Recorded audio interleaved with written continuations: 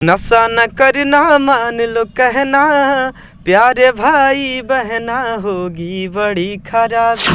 हे मैया केहू के गरीबी न दी, गरीबी अगर दी, गरीबी अगर दी ता बेटी न दी।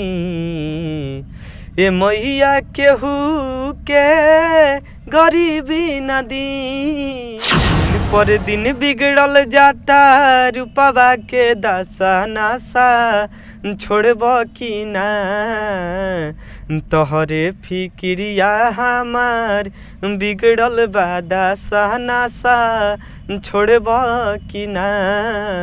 जानते हैं कि जो बिहार की पुलिस है एकदम करप्ट और एकदम घुसखोर है, ये पूरी देश की जनता जानती है। कहे नीतीश चाचा दारू भइल साफ हो, कहे नीतीश चाचा दारू भइल साफ हो, बाहर सौ में फूल मिले 600 में हाफ हो। तिलक खातिर भइल बाटे, तिलक खातिर भइल बाटे, अरे हलिया भिखारी के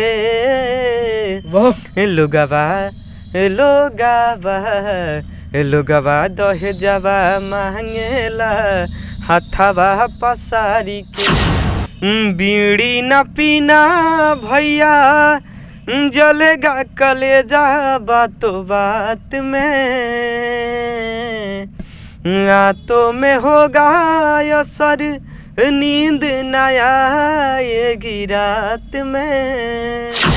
कहे नीतीश चाचा दारू भइल साफ हो, कहे नीतीश चाचा दारू भइल साफ हो, बाहर 100 में फूल मिले 600 में हाफ हो, बाहर 100 में फूल मिले 600 में हाफ हो।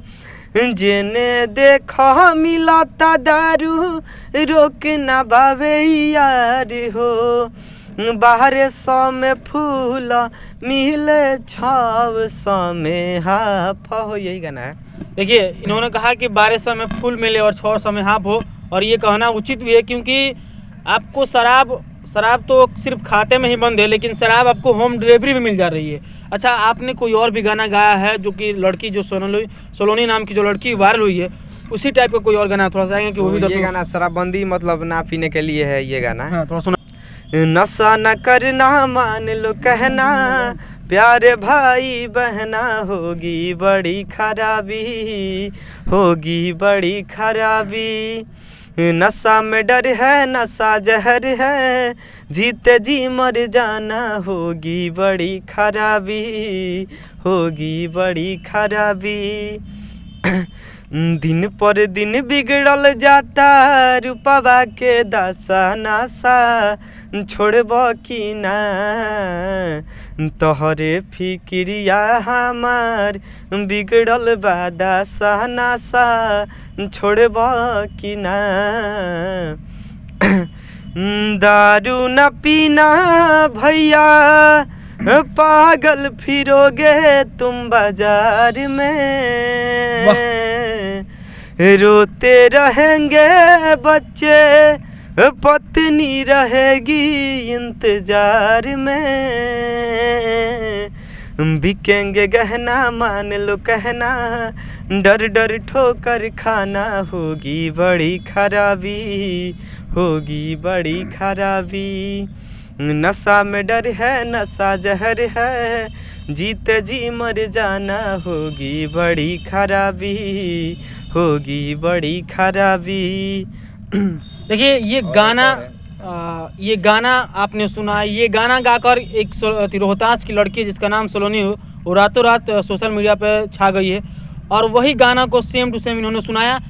दोनों में क्या आपको अंतर लगता है ये भी बताइएगा, उसके आगे क्या है? और एक बीड़ी न पीना भैया जलेगा कलेजा बातों बात में, रातों में होगा असर, नींद न आएगी रात में, बड़ी जवानी चौपट होगी, हजम न होगा खाना, होगी बड़ी खराबी, होगी बड़ी खराबी। नशा में डर है, नशा जहर है, जीते जी मर जाना, होगी बड़ी खराबी, होगी बड़ी खराबी। यही गाना। वाह वाह, देख सकते हैं कि कितना गजब तरीके से इन्होंने जो गाने का गाया वो कितना अच्छा लगा। ये कुछ लोग हैं उनसे बात करते हैं।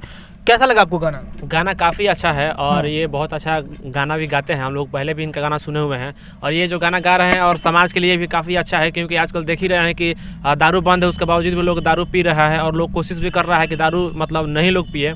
इनका भी एक प्रयास है कि गाना के माध्यम से सभी लोगों को बता रहे हैं कि लोग दारू ना पिए। अच्छा, क्या लगता है जो बिहार में लगातार शराबबंदी से लोग मर रहे हैं और लगातार सरकार शराब होम डिलीवरी मिल रहा है, क्या कहिएगा सरकार से? देखिए, सरकार कहीं ना कहीं तो प्रयास कर रही है कि दारू को बंद किया जाए, लेकिन कहीं ना कहीं ये भी है कि हर जगह पर दारू मिल रहा है और पहले से ज़्यादा भी मिल रहा है।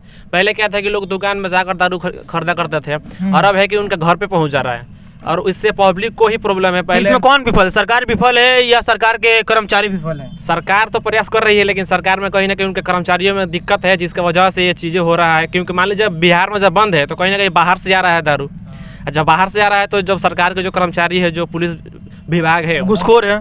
हाँ, एकदम हम लोग कह सकते हैं, इसमें कह सकते हैं कि यही सच्चाई है। और आप भी जानते हैं कि जो बिहार की पुलिस है एकदम करप्ट और एकदम घुसखोर है, ये पूरी देश की जनता जानती है। इसी कारण है कि बिहार में लगातार शराबबंदी है और फिर भी शराब मिल रहा है। बहुत सारे इन्होंने गाना सुना है, उस गाने को लेकर आप क्या सोचते हैं ये भी बताइएगा। एक आपका और गाना है जो दहेज वाला है, वो भी चाहेंगे कि दर्शकों को एक बार गाकर सुना दीजिए। तिलक खातिर भइल बाटे, तिलक खातिर भइल बाटे, अरे हलिया भिखारी के, लोगवा लोगवा लोगवा दहेजवा मांगेला, हाथवा पसारी के, लोगवा दहेजवा मांगेला, हाथवा पसारी के। तिलक खातिर भइल बाटे, अरे हलिया भिखारी के, लोगवा दहेजवा मांगेला, हाथवा पसारी के। और इसका जो अंतरा है। अच्छा साई जी, एक बात है, गाना सुनाने से पहले आपके माइंड में ये सब बातें कहाँ से आती है कि कभी आप दारू पे लिखते हैं गाना, तो कभी ये दहेज पे, तो कभी बेटी पे, कहाँ से आता है ये सब माइंड? जो सामाजिक में जो चलता है उसी पे हम लोग ने गाना मतलब हम लिखते हैं और जो भी मेरे राइटर है वो सभी इसी चीज़ पे मतलब। डर और नहीं लगता है कभी पुलिस उठा के चल लेते हो? हाँ, पुलिस क्या है, जो समाज में चल रहा है, जो समाज के लिए अच्छा है उसके मतलब अकॉर्डिंग गाना गाते हैं। हाँ, अकॉर्डिंग। क्या है उसके आगे क्या है? और इसका अंतरा है, पढ़ल लिखल लइकी छोड़ देला लोगावा, घट जाला पैसा नाता तोड़ देला लोगावा। हाँ। पढ़ल लिखल लइकी छोड़ देला लोगावा, घट जाला पैसा नाता तोड़ देला लोगावा। पैसा के लोभ में बहू बनवले, पैसा के लोभ में बहू बनवले, अनपढ़ अनार के, लोगवा लोगवा लोगवा दहेजवा मांगेला, हाथवा पसारी के, लोगवा दहेजवा मांगेला, हाथवा पसारी के। यही गाना। आखिरी में आप लोगों को संदेश दे रहे हैं कि दहेज नहीं लेना है, फिर भी लोग दहेज लेते हैं। और आपने ये गाने में भी ये जताया है कि दारू भी नहीं पीना है, फिर भी लोग दारू पीते हैं। तो क्या लगता है कि आपके गाने के ये असर होगा? असर होगा ज़रूर, और इस पे मतलब सभी लोग मिल के एक्शन लेंगे तो ज़रूर असर होगा इससे। मतलब जो समाज सभी ये छोटे से लड़के को यही कहना है कि अगर सभी लोग इस पे अगर ध्यान दें तो बिहार में शराबबंदी हो जाएगी और जो लोग दहेज भी ले रहे हैं उस पर भी थोड़ा सा कमी आएगी, क्योंकि ये बिहार में आमतौर पे देखा जाए तो ऐसे ही होते रहता है। और हमने सोचा कि बिहार में टैलेंट की कमी नहीं है और सिर्फ टैलेंट को थोड़ा सा पुशअप देने के मतलब कि उसके आगे भेजने की ज़रूरत है। जो लोग ढोड़ी चोली लहंगा पे अटके हुए हैं वो इस छोटे कलाकारों से सीखे कि इन्होंने कितनी अच्छी तरह से बिना अश्लील गाना गाए हुए आज इतना वायरल है। तो कहीं ना कहीं ये इनके पीछे की मेहनत है और जो इनके पीछे के सपोर्टर है वो है। और चलिए इस वीडियो को इतना ही पे खत्म करते हैं। मिलेंगे आपसे अगले वीडियो में अगले टॉपिक के साथ। तो तक के लिए जय हिंद।